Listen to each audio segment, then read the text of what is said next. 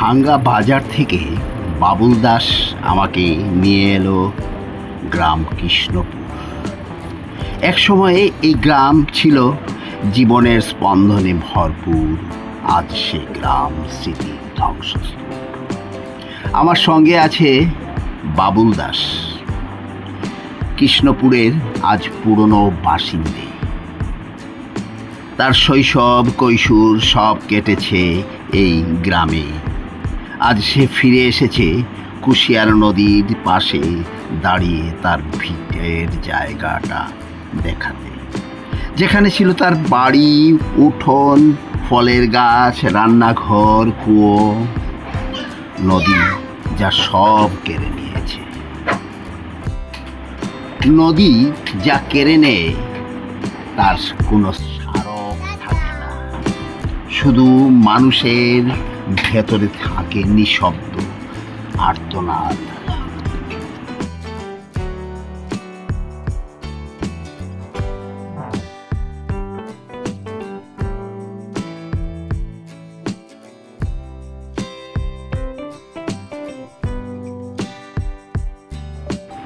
কৃষ্ণপুর একদিন ছিল সবুজে ঘেরা, গাছপালা, হাওয়া, এক প্রাণবন্ত গ্রাম। আজ যা আছে শুধু নদীর কাছে পরাজিত এক স্মৃতি। কুশিয়ারা ভয়াবহ ভাঙ্গনের সম্পূর্ণ গ্রামটা ধীরে ধীরে গিলে ফেলেছে এই নদী। কেউ ভাবেনি যেদিন প্রথম পাড়ের ফাটল ধরেছিল সেদিন শুরু হয়েছিল এক মহাবিপর্যয়। ঘর বাড়ি তো গেছেই, গিয়েছে ফসলের মাঠ, গাছপালা, আঙ্গিনা, এমনকি টুকরো টুকরো আশ্রয়গুলোও। কোনোদিন হয়তো এই জায়গাটা আর থাকবে না, শুধু থাকবে ভিডিওর কিছুটা অংশ। জনপদে মাত্র রয়েছে 3টি পরিবার, যা অখন তখন যে কোনো সময় ভেঙে পড়ে যেতে পারে এই বাড়িগুলা।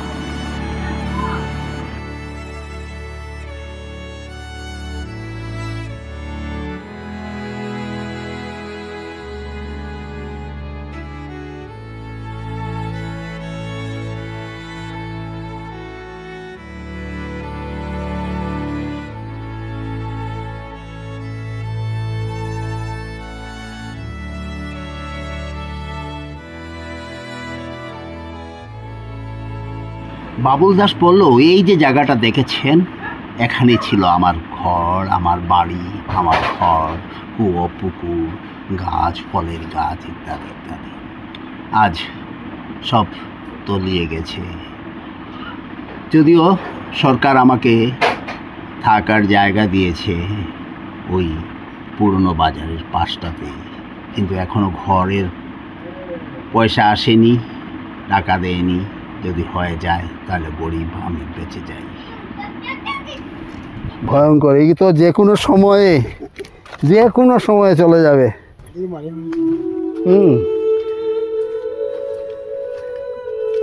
ভাবি এই 2টা পরিবারই মাত্র রয়ে গেছে। ও আচ্ছা,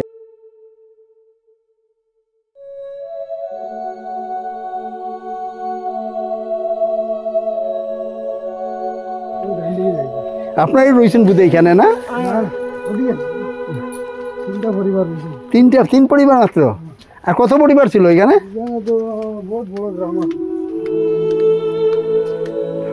মাত্র 3টা পরিবার এখনো আছেন এখানে। আর সবার নদী টদী ভেঙে চলে গেছে। আর এই অবস্থা।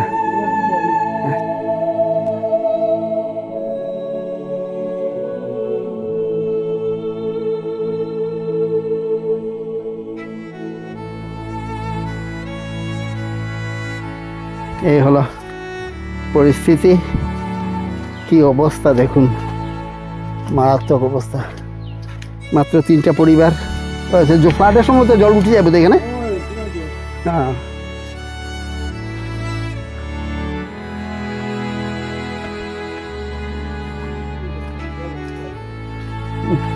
এই আরেকটা পরিবার না? হ্যাঁ।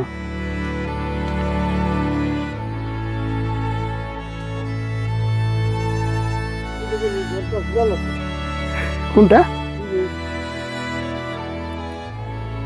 ওরে বাবা, কি ভয়ঙ্কর অবস্থা! এটা তো যে কোনো মুহূর্তে।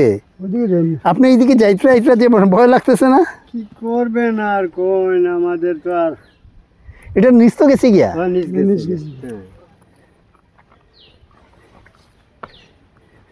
ওইদিকে একটু নামি যান পারবা ওইদিকে। ও বাবুল একটু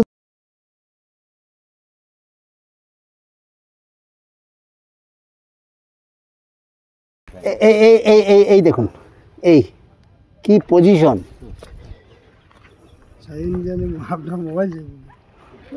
এই দেখুন, এই অলরেডি গান। যে কোনো মুহূর্তে, যে কোনো অবস্থায়, যে কোনো সময়ে আর এই পথ থাকবে না।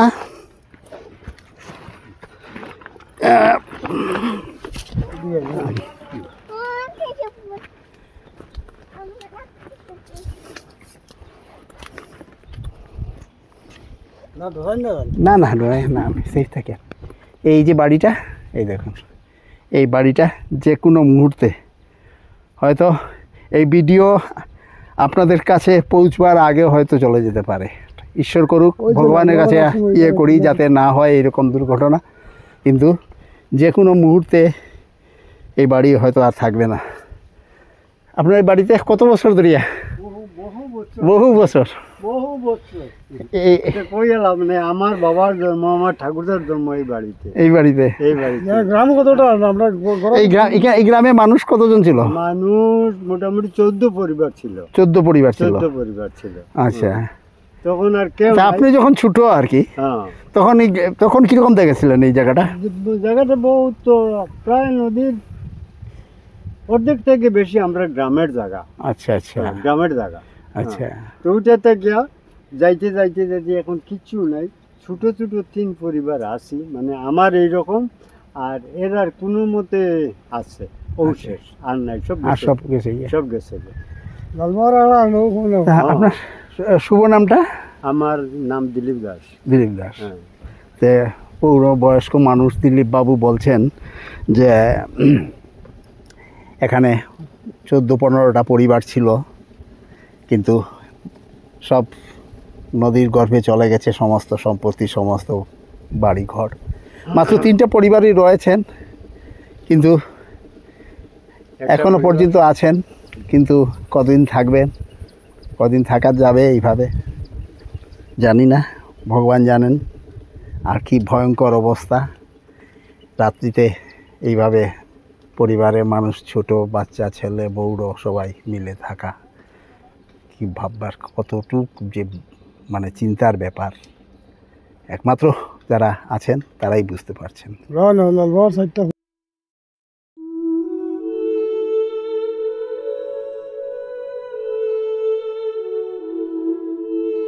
তো দেখলাম সব কিছু।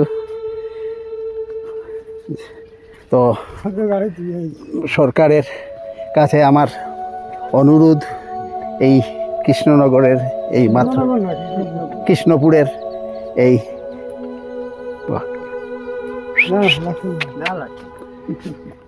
এই 3টি পরিবার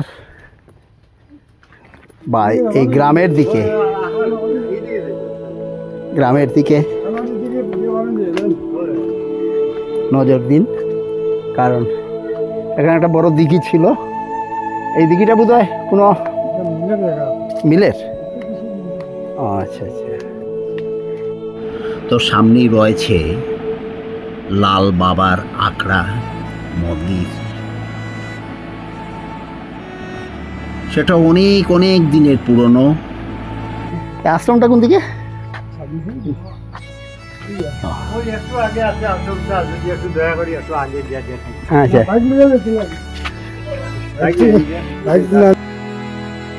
কৃষ্ণপুর, এই লাল বাবার আখড়া। আমি ঢুকে পড়ছি এই লাল বাবার আখড়ায়, যেটা এই লাল বাবার আখড়া খুব সুন্দর। এগুলো সামনে একটা ছোট্ট পুকুর, আর এই হলো আখড়া মন্দির সামনেই। তো আপনারা এখানে আচ্ছা আগে জুতাটা খুলিলেই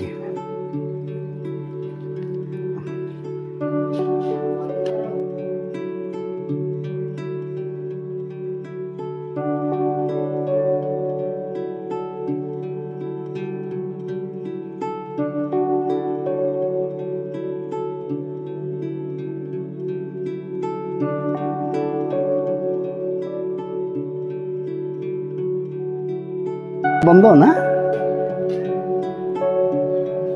মন্দির ও একটু খুলে হ্যাঁ একটু খুলিয়ে দিন। তো যে মন্দিরের কথাটা বলছিলাম, যে আসার আগে এখানে শুনেছিলাম যে লাল বাবার মন্দির আঁকড়া, যেটা প্রায় 150 বছর আগের, 150-200 বছর, ও বাবুল বলছে আমাকে শুদ্ধ করে দিচ্ছে, প্রায় 200 বছর আগের এই মন্দির। আর এটা মূলত ছিল, তো এই হলো বিগ্রহ। আমি বিগ্রহ মন্দিরের দিকে এগিয়ে যাচ্ছি। এই হলো, একটু দাঁড়াই, জগন্নাথ আসুন, মহাপ্রভু আসুন, রাধা কৃষ্ণ আসুন, গৌরনিতাই আসুন, গোপাল আসুন। আচ্ছা আচ্ছা, আপনি পূজা করেন? আচ্ছা, তো এখানে কি কি উৎসব হয়? এখানে সব উৎসব হয়, রথ হয়, আচ্ছা আচ্ছা দুলন যাত্রা হয়, আচ্ছা জন্মাষ্টমী হয়, আচ্ছা মানে অষ্টপ্রহর কীর্তন হয়, আচ্ছা দোল যাত্রা হয়। আচ্ছা, তো জগন্নাথ ইয়ে আছেন, গৌরাঙ্গ মহাপ্রভু, রাধা কৃষ্ণ, গৌর নিতাই গৌর। তো আপনি কত বছর ধরে এখানে? ও আমি প্রায় 30 বছর। এর আগে মানে এই মন্দিরটা কি কতদিন পরে, কতদিন হয়েছে এখানে শিফট হয়েছে? এর শিফট হয়েছে কতদিন হয়েছে? এটা আমি আওয়ার আগে, আপনি আসার আগে, মানে 30-এর আগে, মানে 40-50 বছর আগে, মানে ওই পুরানো মন্দির যেখানে আসলো, প্রতিষ্ঠিত মন্দির, ওটা হয়ে গেছে। তো আপনার শুভ নামটা? আমার নামটা হলো দীনমণি বৈষ্ণবী। দীনমণি বৈষ্ণবী। আমার প্রণাম, নমস্কার নেবেন। আচ্ছা, তো এখানের যে মানে যে বাবাজি যে এই মন্দিরে যে ইয়ে করেছিলেন আর কি, প্রতিষ্ঠা করেছিলেন, উনি কি লাল বাবা নামে পরিচিত? ও লাল বাবা, মানে লাল বাবা নামে পরিচিত। তো উনি কি এখানেই ছিলেন? এখানের মানুষ না, এখানে এই গ্রামের মানুষ? আচ্ছা আচ্ছা। তো ওনার কি কোনো স্মৃতি সমাধি টমাধি আছে? আছে কোন জায়গায়? সমাধি না, ও সমাধি, ও নদী। আচ্ছা আচ্ছা। তো এইখানে ধরুন, এখানে ধরুন 30 বছর ধরে এইখানে আপনি এই মন্দিরে আইছেন না? ও তাহলে 30 বছর। আর নতুনভাবে কাজ হচ্ছে এখন? আচ্ছা আচ্ছা। তো তো ওই ইয়ে বলছেন যে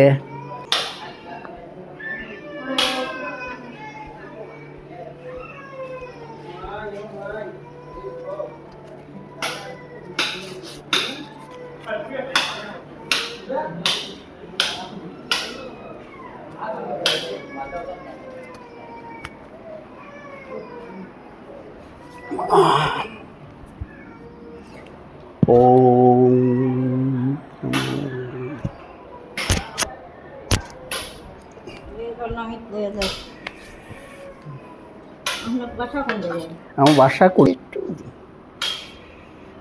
তুমি লইটাই ও আর দই লিটার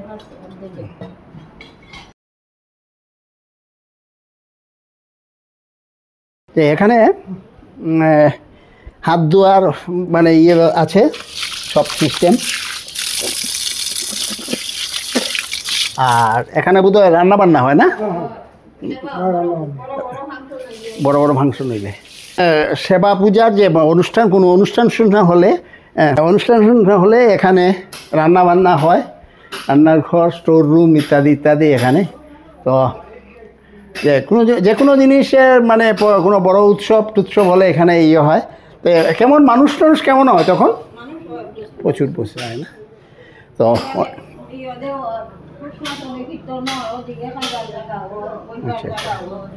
আচ্ছা,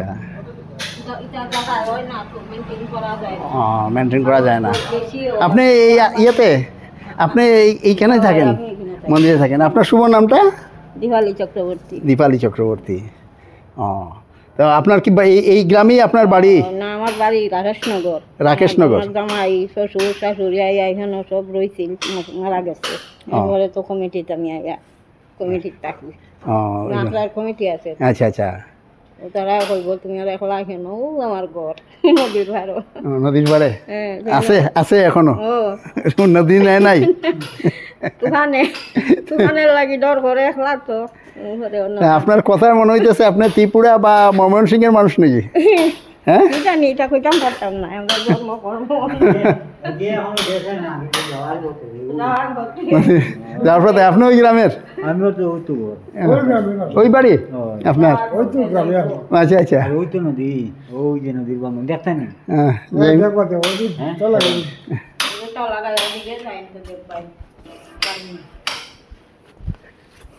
তা আপনারা দুইজনেই আছেন না? আচ্ছা, তাহলে দুইজনেই গল্প গুজব করে আপনার সময় কাটবে।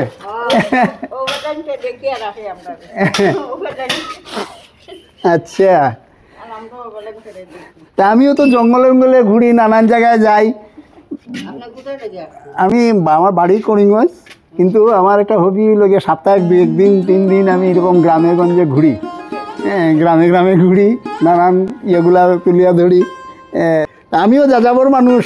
একটা কোন দিন কোন আশ্রমে উঠে বই থাকবো আমিও। জায়গা দিবা তো এখন আমারে? আচ্ছা, পূজা করবো, মন্দির সব দেখা কোনা করবো, বুঝবো না? আর ঠাকুরের নাম লইমু। আর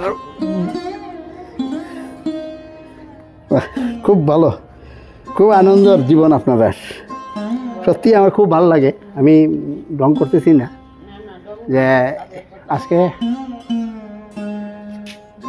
এই ঠাকুরের এখানে থাকা, আশ্রমে একটা মন্দিরে ঢুকা মানে অন্য রকমের কোনো চিন্তা থাকে না, কোনো কিছু থাকে না, এক চিন্তাতেই ভক্তিভাব।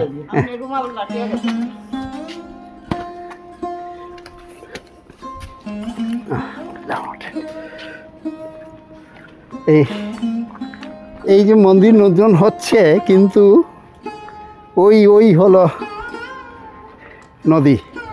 কিন্তু নূতন মন্দির হওয়া সত্ত্বেও যে আর কতদিন, ঠিকই বিরাট কষ্ট লাগবে। এই যে ওনার ঘর বোধহয় না? আপনার ঘর?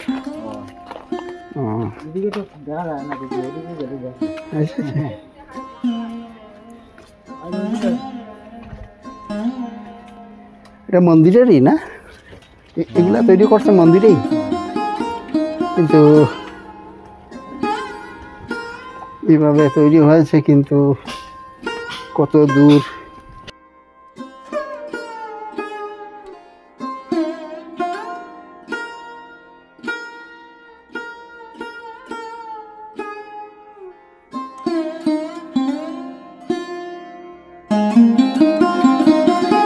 সত্যি ওইদিকে আগে গিয়েছিলাম, ওই দিকটাতে, এখন এই দিকে এসে গেছি। তো ভয়ঙ্কর অবস্থা। তো সরকারের দৃষ্টি আকর্ষণ করি যে এইভাবে এই দেখুন কি পরিস্থিতি। এই দেখুন প্রায় চলেই গেছে।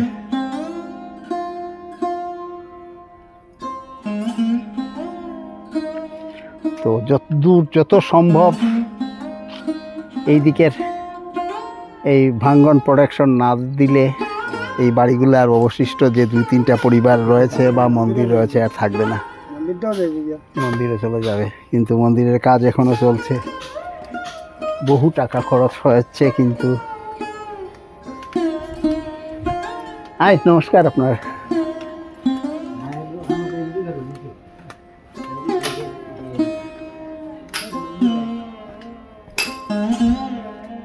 তো এই পরিস্থিতি এই পরিবেশ এই দেখুন আরেকটা পরিবার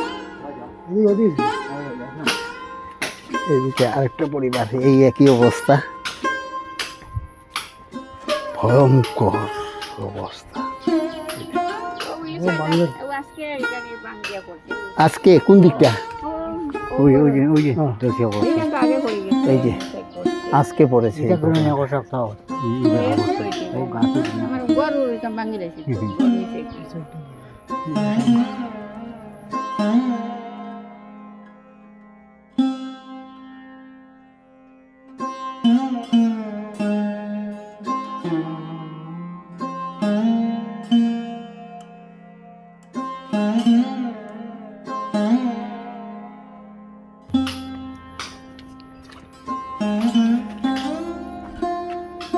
এটা এটা রান্নাঘর ছিল এই চুলা রয়ে গেছে এখনো কিন্তু আর উনি বলছেন যে আজকে এই এই অংশটা ভেঙে পড়ে গেছে তো ভয়ঙ্কর অবস্থা অতি সত্বর এই জায়গা যদি না ইয়ে করা হয় তাহলে আর হয়তো আগামী দিন আর এই জায়গাটা থাকবে না কোনো ভয়ঙ্কর অবস্থা সত্যি না আসলে না দেখলে এখনো এই দিক থেকে আস্তে আস্তে জোর জোর জোর জোর করে পড়তেছে ওই যে নারিকেল গাছ দেখলাম একটা ওই বাড়ির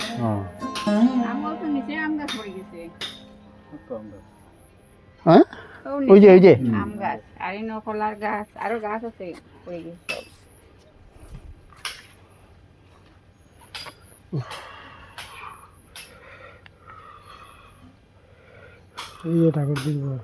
আচ্ছা কৃষ্ণপুর এখন কেবল মানচিত্রের এক কোণে লেখা নাম, কিন্তু এখানে ছিল স্বপ্ন, সম্পর্ক, সংসার। আমরা নদীর রূপ দেখি, গল্প লিখি, গান গাই, কিন্তু তার ভয়াবহতা কতটা নির্মম হতে পারে তা কৃষ্ণপুর না এলে বুঝতেই পারতাম না। এই ভিডিও শুধু একটা তথ্য নয়, একটা দলিল, যাতে হয়তো কোনো দিন কেউ শুনবে এই নিঃশব্দ আর্তনাদ।